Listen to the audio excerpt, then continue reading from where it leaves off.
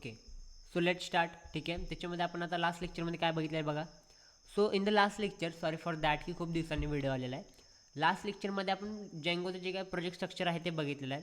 ह्याच्यामध्ये माय प्रोजेक्ट कसं सेटअप करायचं, त्याच्या आतमध्ये माय ॲप कसं सेटअप करायचा, कोणकोणत्या फाईल्स असतात. So we can see in the video that how get structure ते कसं मॅनेज केलं जातं, त्याच्यामध्ये कोणकोणत्या फंक्शनॅलिटीज ॲड केल्या जातात. If you want to add a functionality to your app, then त्याच्यानंतर तुम्हाला काय प्रोसेस असेल, कशा वेमध्ये तुम्हाला पहिला कोड लिहायचा आणि त्याच्यानंतर तुमचं पहिलं जे वेब पेज आहे ते लॉन्च करायचं आहे. सो नीट लक्ष द्या. फर्स्ट ऑफ ऑल तुम्हाला स्क्रीनमध्ये दिसत असेल की हे आपलं प्रोजेक्ट स्ट्रक्चर जे आपण लास्ट लेक्चरमध्ये तयार केलं होतं. सो मी एकदा प्रोसेस रिपीट करतो. त्यासाठी हा आपला व्हाईटी जेंगो तुमचा मेन प्रोजेक्ट आहे. त्याच्या आतमध्ये तुमचा हा माय प्रोजेक्ट आहे जो की एका पर्टिक्युलर प्रोजेक्टसाठी तुम्ही तयार केला आहे. आणि त्याच्या आतमध्ये माय ॲप आणि त्यानंतर माय प्रोजेक्ट आहे. सो सी दिस वन की माय ॲपमध्ये तुम्ही जे काय फाईल लिहिता ते सगळे तुमच्या ॲपच्या रिगार्डिंग असतील. आणि माय प्रोजेक्टमध्ये त्याच ॲपचे जे काही फंक्शनलिटी असेल, कंडिशन असतील, जे काय कनेक्शन्स असतील, डेटाबेस कनेक्शन असेल किंवा ऑल द सेटिंग थ्री म्हणजे जे काय कनेक्शनच्या पार्ट असेल किंवा सपोज एखादी फंक्शनलिटी तुम्हाला तुमच्या ॲपमध्ये ॲड करायची आहे, तर त्या सगळ्याची क्रेडेन्शियल किंवा कीज तुम्हाला ते काय करावं लागतील, माय प्रोजेक्टच्या ॲपमध्ये फॉरवर्ड करावं लागतील. ओके, सो त्यासाठी थोडक्यात कॉन्फिगरेशनसाठी आपण माय प्रोजेक्टमधल्या फाईल्स यूज करतो. सो आता पहिला कोड लिहायचा कसा. So first of all see this one, setting dot P वायमध्ये माय प्रोजेक्टमधल्या सेटिंग डॉट पी वायमध्ये यायचं आहे. आता ही फाईल कशासाठी असते की it will having the all the settings of your project, म्हणजे सेटिंगमध्ये तुमच्या सगळ्या जेंगोच्या प्रोजेक्टमधले सगळ्या ह्याच्या क्रेडेन्शियलमधल्या सेटिंग असतात. आता सगळ्या जेंगो नाही, जस्ट माय प्रोजेक्टमधला जो सगळा ॲप आहे ते ॲप किंवा प्रोजेक्ट त्या सगळ्यांचे सेटिंग्स कशामध्ये असतात तर सेटिंग डॉट पी वायमध्ये तुमच्या कनेक्टेड असतात. सो यामध्ये थोडं स्क्रोल करायचं आहे. ह्याच्या आतमध्ये तुम्हाला खाली इन्स्टॉल ॲप दिसतील.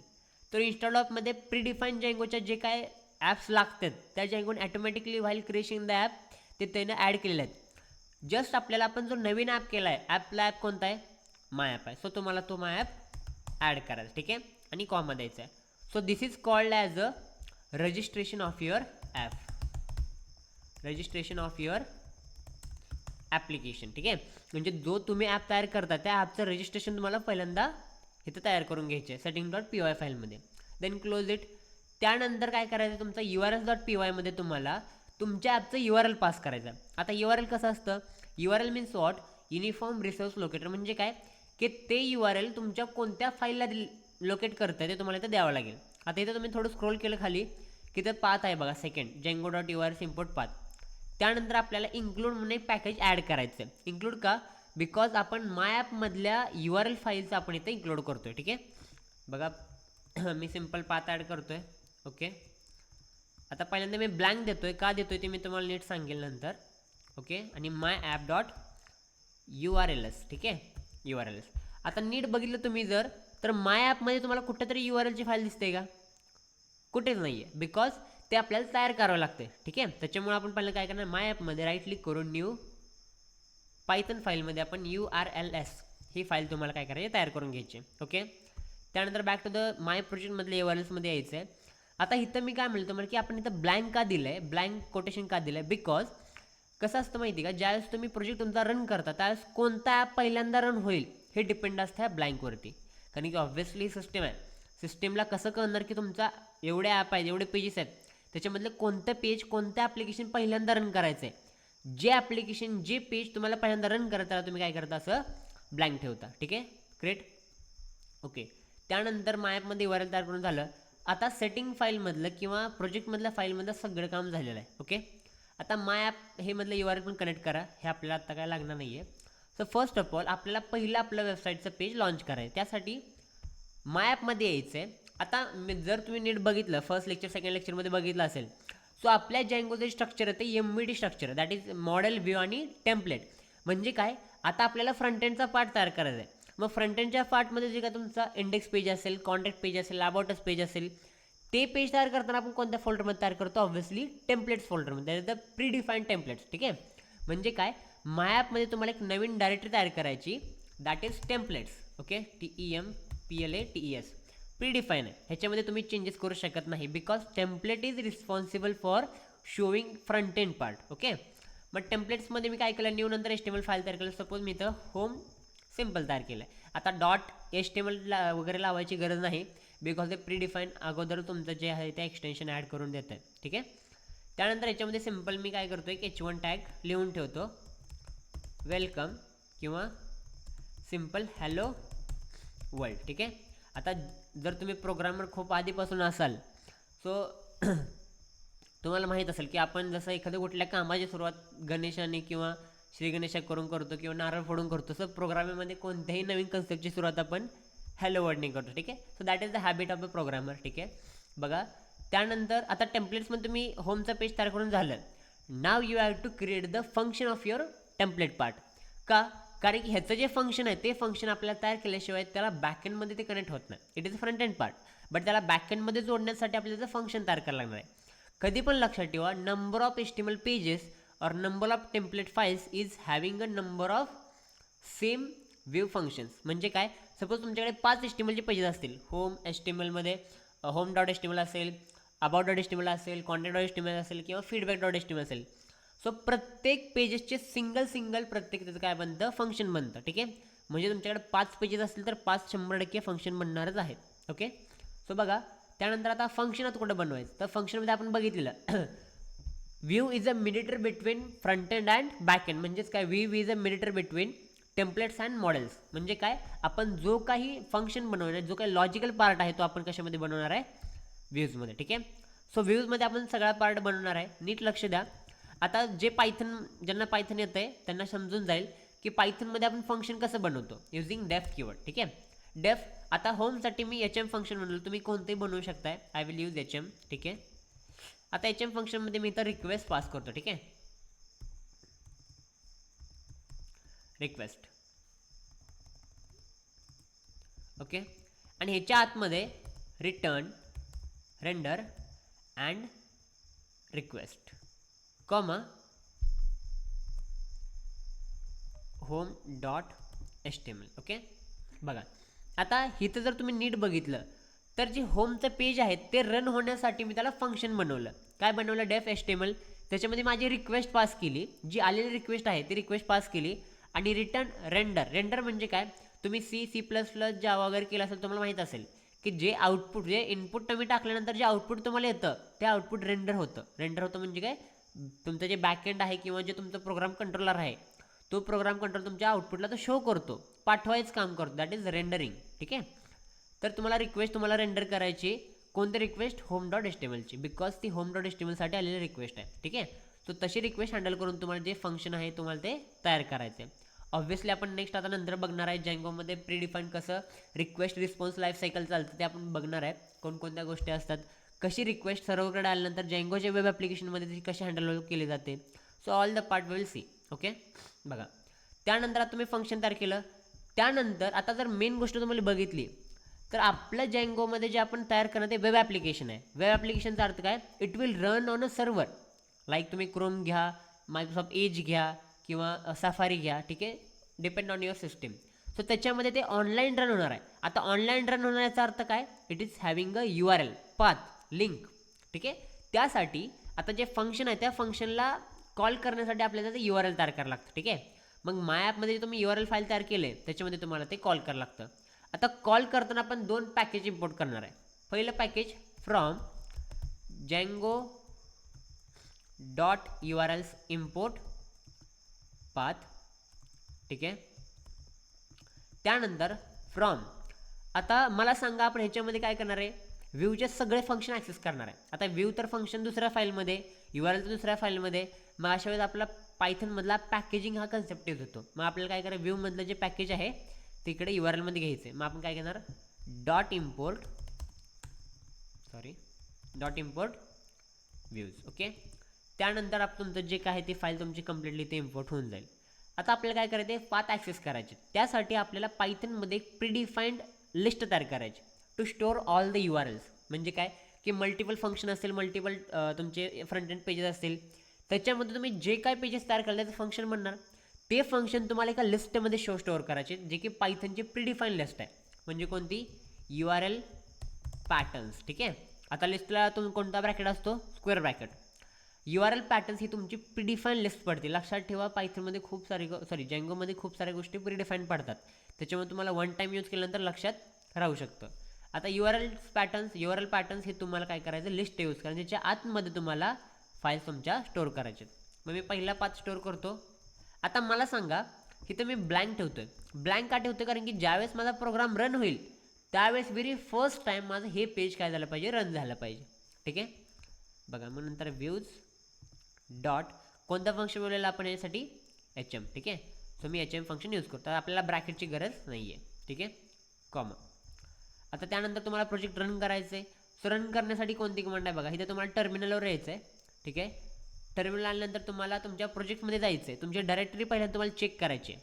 Is your directory in your project. ठीक आहे, आता YT Django हा माझा मेन प्रोजेक्ट आहे, त्याच्यामध्ये मला माय प्रोजेक्टमध्ये यायचं आहे. मग मी काय करणार, चेंज डायरेक्टरी करणार टू द माय प्रोजेक्ट. आणि त्याच्यानंतर मग मी पायथन manage.py रन सर्वर ही कमांड काय यूज करतो आपण, कारण की आपला जो प्रोग्राम आहे, आपला जो ॲप आहे तो रन करण्यासाठी. ओके, एंटर करा. सो तुम्हाला एक URL येऊन जाईल इकडे बघा, HTTP एक URL आलं, यावर तुमचा जो काय कंप्लीट पेज आहे ते रन होऊन जाईल. बघा आलं, welcome hello world. Okay, so this is how you can create your first web application front end. ह्याला आपण एंड टू एंड करणार आहे. It is a starting. Okay, स्टार्टिंगला जर तुमचं हे रन होत असेल, obviously have to make 2, 3, 4, 5 project to get practice. ठीक आहे, पण तुम्ही बनवा. त्याच्यामध्ये कोणकोणत्या गोष्टी आपण करतो, कोणत्या वेमध्ये आपण फॉलो करतो. फर्स्ट ऑफ ऑल मी एकदा सगळ्या रिपीट करतो. बघा, ज्यावेळेस आपण प्रोजेक्ट बनवतो त्यानंतर very first time in the setting.py आपण त्याचं इन्स्टॉल ॲपमध्ये ॲप रजिस्टर करून घेतो. ओके, इन्स्टॉल ॲपमध्ये ॲप रजिस्टर करून घेतलं की त्यानंतर आपण काय करतो, urls.py मध्ये आपण इन्क्लूड हे पॅकेज ॲड करतो to include the package of myApp.urls. ठीक आहे, मग मी काय केलं, पहिल्यांदा ब्लँक ठेवलं का, कारण की हे माझं पहिलं ॲप रन झालं पाहिजे बाय डिफॉल्ट. ठीक आहे, मग इन्क्लूड केलं आणि पॅकेजमध्ये मी काय टाकलं, myApp.urls. आता मायॲपमध्ये URL फाईल नव्हती पण आपण तयार केली. ठीक आहे, त्यानंतर तुम्ही कुठं आला, मायॲपमध्ये तुम्ही एक टेम्पलेट्स म्हणून फोल्डर तयार केला. टेम्पलेट्स म्हणून का, to store the front end files. ठीक आहे, मग मी home.html स्टोअर केलं. home.html मध्ये सिम्पल वेलकम हॅलो वर्ल्ड हा मेसेज प्रिंट केला. ठीक आहे, आता फ्रंट एंडची फाईल तयार केली तर त्याचं फंक्शन करावं लागणार आहे. Because we having the know the rule that number of HTML pages is equal to number of functions. ठीक आहे, मग व्ह्यूजमध्ये आलात. व्ह्यूजमध्ये आल्यानंतर मग त्याचं फंक्शन तयार केलं आपण. आता जे पायथन ज्यांना येतं त्यांना माहीत असेल, डेफ HMB फंक्शन तयार केलं. HM करा, होम करा, इंडेक्स करा किंवा तुमचं नाव द्या. It is completely correct. आतमध्ये रिक्वेस्ट पास करा, रिटर्न रेंडर रिक्वेस्ट आणि home.html. ओके, या वेमध्ये त्याचं फंक्शन तयार करता. आता हे फंक्शन तुम्ही कॉल केलं, आता ह्याला रन करण्यासाठी किंवा कॉल करण्यासाठी तुम्ही URL तयार करता. मग मायॲपमधल्या URL फोल्डरमध्ये तुम्ही काय करता, 2 पॅकेज इन्स्टॉल करता. एक म्हणजे from Django.url import path because we need a path. ठीक आहे, त्यानंतर second from dot import views.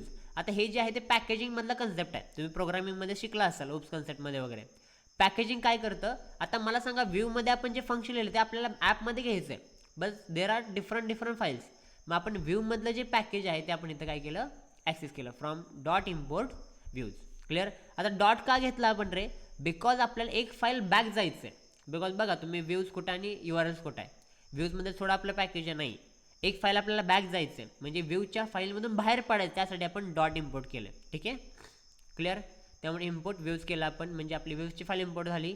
त्यानंतर आपण URL पॅटर्न्स ही काय केली, लिस्ट यूज केली. आता पायथनमध्ये लिस्ट हा कन्सेप्ट पडतो, कलेक्शन इन पायथन त्याच्यामध्ये लिस्ट हा कन्सेप्ट पडतो. तर जँगोमध्ये आपण ही लिस्ट यूज करतो का, to store all the paths, all the URLs of our application. आता URL पॅटर्न्स ही तुमची प्रीडिफाईन लिस्ट पडते, त्याच्यामुळे तुम्ही ह्याला चेंज करू शकत नाही. ओके, मग पाथमध्ये आपण काय केलं, पहिल्यांदा ब्लँक दिलं. बिकॉज ऑफ वॉट, कारण ज्या वेळेस मी माझे ॲप्लिकेशन रन करेन त्यावेळेस पहिलं पेज कोणतं रन झालं पाहिजे, तर home.html. क्लिअर.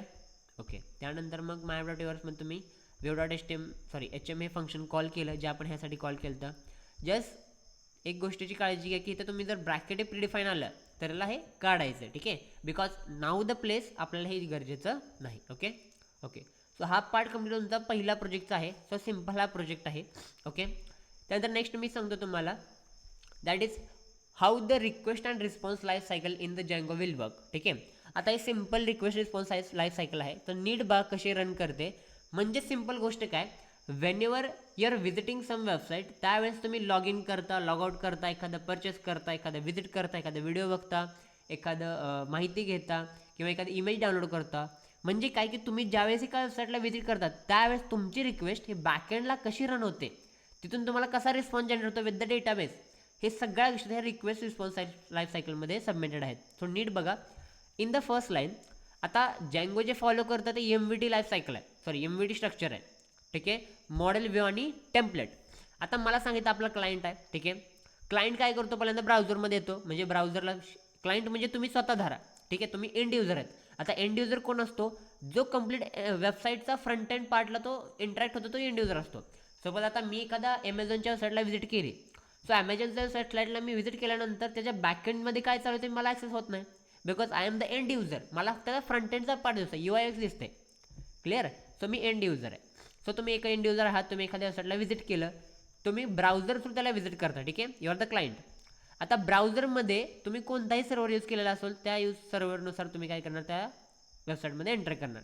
आता वेबसाईटमध्ये एंटर केल्यानंतर तुमचा पहिला मेन कन्सेप्ट रन होतो, तो म्हणजे WSGA, web server gateway interface. How it will work, simple example देऊन सांगतो. तुम्ही एखाद्या अपार्टमेंटच्या बिल्डिंगमध्ये गेलात. आता अपार्टमेंटच्या बिल्डिंगमध्ये गेल्यानंतर घरामध्ये जायच्या आधी तुमचं गेटवरती तुमचं काय होतं, चेकिंग होतं. तो तुमचा काय करतो, एक जो वॉचमॅन असेल किंवा त्याचा सिक्युरिटी गार्ड असेल तो चेक करतो. म्हणजे प्रायमरी चेक करायचं काम त्या रिक्वेस्टला कोण करतं, WSGA. ठीक आहे, म्हणजे ती रिक्वेस्ट व्हॅलिड आहे का नाही, कोणत्या ह्याच्याकडून आली, कुठं जायचं, हे कंप्लीट फक्त प्रायमरी चेक सिम्पल कोण काम करतं, WSGA म्हणजे वेब सर्व्हर गेटवे इंटरफेस. तिथून तुमची वेबसाईट जाते रिक्वेस्टकडे. आता रिक्वेस्ट कुठं, म्हणजे रिक्वेस्ट तुमची कुठे जाते, मिडलवेअरकडे. मिडलवेअर जर तुम्ही ऐकून असाल तर middleware is the mediator between request and response. म्हणजेच काय की सपोज तुम्ही एखादा दरवाजा घ्या, रूम घ्या. रूममध्ये एखादा पर्सन आपल्या घरामध्ये एंटर व्हायच्या आधी आपण पहिल्यांदा चेक करतो की तो पर्सन आपल्या ओळखीचा आहे का. सेकंड थिंग, तो आपल्या आपल्या घरामध्ये कोण कुठल्या कामासाठी आला आहे, कंप्लीट आपण चेक करू. त्यानंतर त्याला घराच्या आतमध्ये एंटर करू देतो. इट मीन्स वॉट, मिडलवेअर तुमचं सिक्युरिटी लेअर म्हणलं जातं. सगळ्यात हाय सिक्युरिटी तुमच्या मिडलवेअरमध्ये असते. म्हणजे काय, जी रिक्वेस्ट तुमच्या ॲप्लिकेशनमध्ये आली ती रिक्वेस्ट व्हॅलिड आहे का. सेकंड थिंग, त्याचं काय काम आहे, त्याला कोणता डेटा हवा आहे, त्याचा रिस्पॉन्स कसा असा आहे, ह्या सगळ्या गोष्टी चेक करायचं काम कोणाचं आहे, मिडलवेअर. ठीक आहे, त्यामुळे त्याला सिक्युरिटी लेअर पण म्हणलं जातं. मिडलवेअर कोण रिक्वेस्ट चेक झाली, it is go to the URL router. URL router म्हणजे URLS. म्हणजेच काय की सपोज माझी तर रिक्वेस्ट आलेली आहे ती लॉग इनसाठी आली. तर आता वेबसाईटमध्ये फक्त लॉग इन तर पेज नाही, वेबसाईटमध्ये भरपूर पेजेस आहेत. मग माझ्या रिक्वेस्टला मला डायरेक्ट लॉग इनच्या पेजवरती रिडायरेक्ट करायचं काम कोणाचं आहे, URLचं आहे. ठीक आहे, म्हणजे प्रॉपर लोकेशनला ते मला पोहोचवायचं काम करते. तिथून माझा डेटा कुठं जातं, व्ह्यूमध्ये. म्हणजे मी काय केलं, या URLच्या पेजवर लॉग इनच्या पेजवर गेलो, माझा युजर नेम पासवर्ड टाकलं, लॉग इन बटनवर क्लिक केलं. क्लिक केल्यानंतर आता त्या युजरच्या मागचं जे काय कंप्लीट लॉजिक आहे, जे काय फंक्शन आहे ते रन होणार. म्हणजे ते व्ह्यूमध्ये होणार. व्ह्यू काय करणार, व्हॅलिड रिक्वेस्ट आहे, युजर नेम पासवर्ड घेणार, ते डेटाबेसमध्ये चेक करणार. मग डेटाबेससोबत इंटरॅक्ट करण्यासाठी त्याला काय गरजेचं आहे, ORM. ORM म्हणजे काय, ऑब्जेक्ट रिलेशनल मॅपिंग.